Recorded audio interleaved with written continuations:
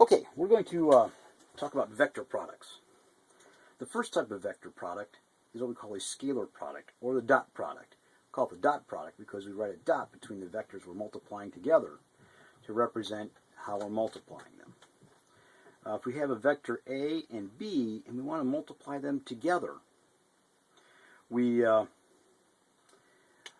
simply multiply the magnitudes together and then multiply it by the cosine of the angle between them. Now the result of a scalar product is going to be a scalar. And therefore, because a scalar, it could be positive, it could be 0, or it could be negative. Now the way that it's positive is that the cosine phi is between 0 and 90 degrees. It'll be positive. If it equals 90, it'll be 0, and it'll be negative if it's between 90 degrees and 180 degrees. It'll be negative. So that's why we call it a scalar product. Hey, why don't we do one? So let's imagine a couple of vectors. Let's see if I can pick one out.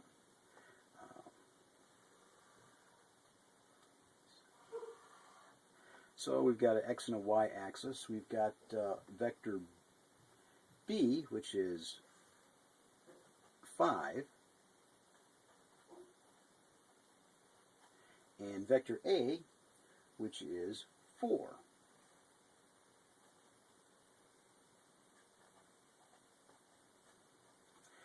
And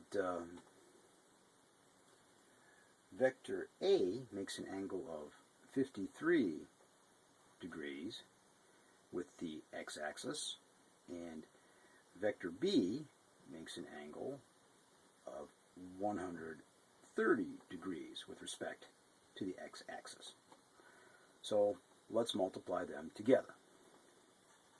So vector a dot vector b equals ab cosine angle phi.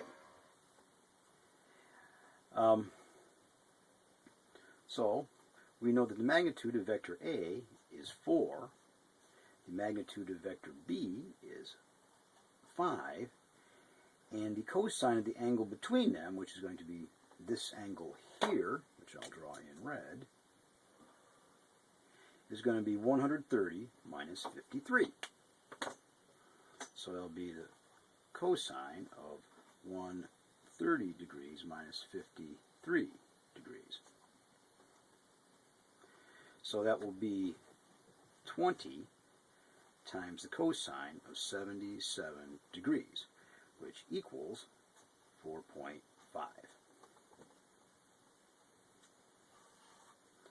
Pretty easy. There's one other type of vector product. We call it the cross product. Oh, backing up a little bit. There's no direction on this. So it's going to be a number and a unit. Whatever the units on vectors A and B were will be the unit on the product.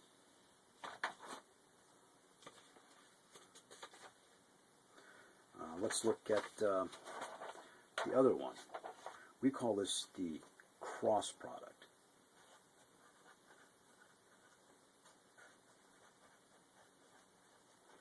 So we represent that as vector A cross vector B.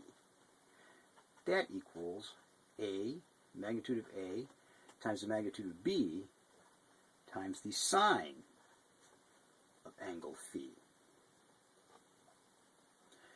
And its direction is determined by the right-hand rule. For example, if we draw two vectors, call this vector A and this vector B, whichever vector comes first, you take your right hand, the right-hand rule again. We point it in the direction of the first vector and then bend it in the direction of the second vector. And the direction your thumb points is the direction of the product. So because it's pointing in out of the paper, it's in the positive x direction, so we would put a unit vector number on it of k. If we're pointing the other direction on it, we would call it the negative of k. And I'll show you how that works in a minute.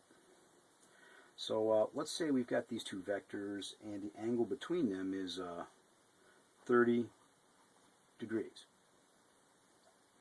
So if we want to cross the products, A cross B equals AB sine phi. A equals 6 and B equals 4. So I have to put those numbers on there. So it's going to be 6 times 4 times the sine of 30 degrees. Well, 6 times 4 is 24 sine 30 degrees. Sine of 30 degrees equals 0.5, so the answer is going to be 12. So A cross B equals 12. We just got to figure out the direction. So point our right hand in the direction of A, bend it the direction of B, and the direction of the product comes out of the paper, which means it's in the positive k direction. So we just put a little k hat next to it. Now, if we did it the other way, we had vector B cross vector A, it would be AB sine 30 degrees, and we would still go through the same calculations, but this time it would be 12. But since we started with B, we put our right hand in the direction of B, we can't really bend our fingers in the direction of A. We have to actually turn our hand over to make it bend in the direction of A, which now has the thumb going into the paper, which is the negative z direction. So that would be negative 12 k hat. So therefore, the order is important when you're doing a cross product. So that's it for vector multiplication.